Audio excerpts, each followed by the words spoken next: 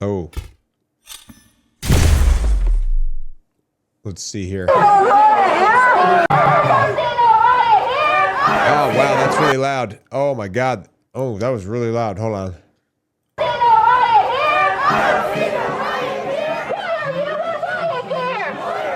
I think this is Portland.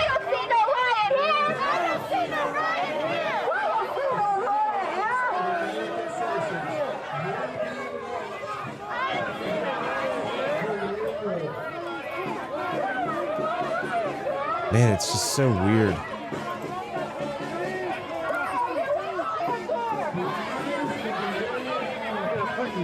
Such a weird situation, man.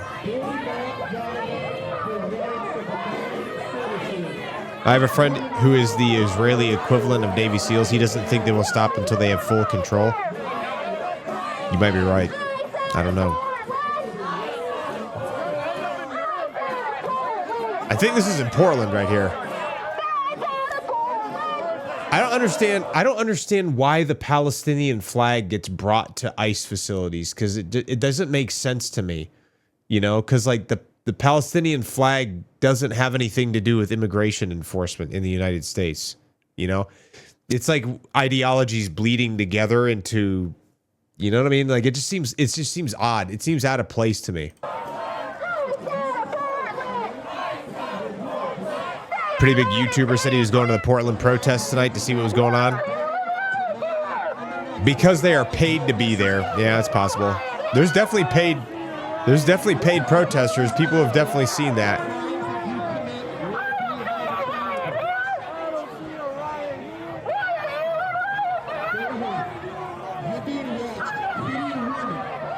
There's just so many people just filming. So many people filming with their phones and their cameras and everything. You hear him? He's saying out of the road. He's just trying to clear them out of the road so that they can have traffic flow. Yeah. Man. What else is going on? Is there anything else happening?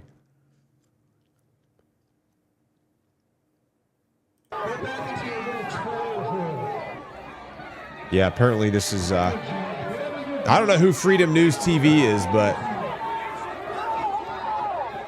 yeah, it's a little too small. Dude, they are surrounded by so many people though, dude.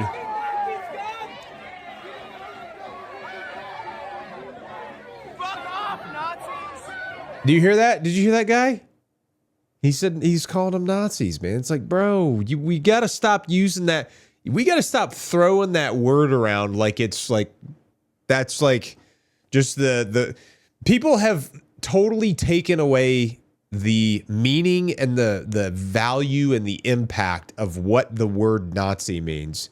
Like it used to mean something real serious. Like it used to be like evil, like pure evil is what it used to mean. You know what I mean? And people are just throwing it around willy-nilly all the time, like labeling all these people that, like, dude, you can't do that forever and just expect it to maintain the same meaning. You know, it's like if you use the word racist over and over again constantly to refer to everything, it's like it devalues the impact of the word. You know, because are there real Nazis out there?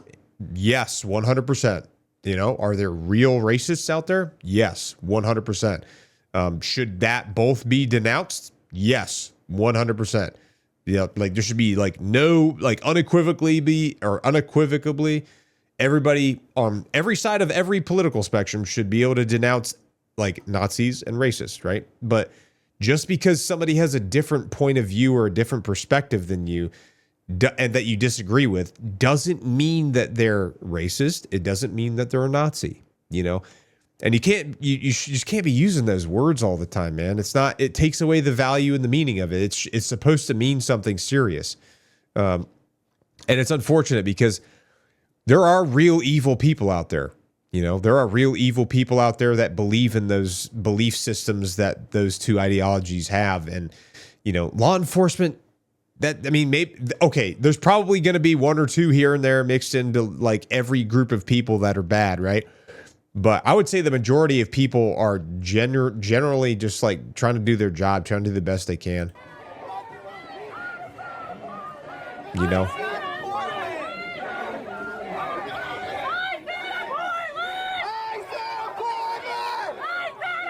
Something like 200 FBI agents in plain clothes during the January 6th thing. Oh yeah, I saw something about that. But I think that the FBI director came out and said that they were there to deal with crowd control, even though they weren't supposed to. That wasn't like their typical job. I don't know.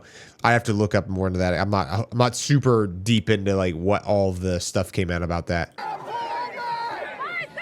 Oh yeah, some of the paid actors that are like being paid by non-government organizations. Weird, right? NGOs, and the NGOs are being paid by, some of the NGOs are getting money from taxpayers. Also kind of weird, you know what I mean? Gets kind of muddy. Gets kind of muddy. What are these? Melt? That says melt, eat, crush, ice.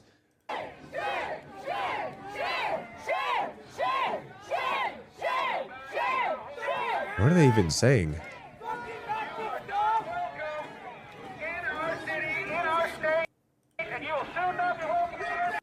Nice IKY release the file. Oh, nice try release the files. Oh my god.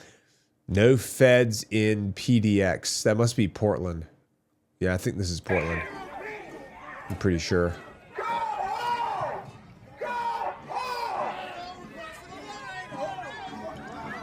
Yeah, apparently so actually, funny enough, where is it? I think, oh yeah. So here it is.